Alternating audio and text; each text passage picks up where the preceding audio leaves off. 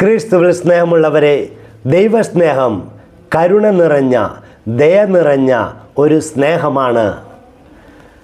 നമുക്കറിയാം, നീതി എന്ന് പറയുന്നത് മറ്റുള്ളവർ അർഹിക്കുന്നത് കൊടുക്കുന്നതാണ് നീതി. എന്നാൽ കാരുണ്യം, ദയ എന്ന് പറയുന്നത് മറ്റുള്ളവർ അർഹിക്കാത്തത് കൊടുക്കുന്നതാണ്. ഈ ഒരു രീതിയിലാണ് ദൈവം നമ്മളെ സ്നേഹിക്കുന്നത്, കരുണയോടെ, ദയയോടെ.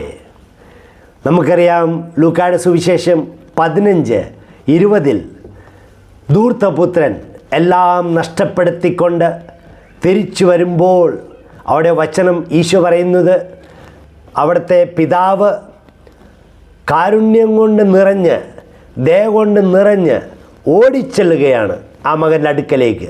എന്നിട്ട് കെട്ടിപ്പുണരുകയാണ്, ചുംബനം കൊടുക്കുകയാണ്.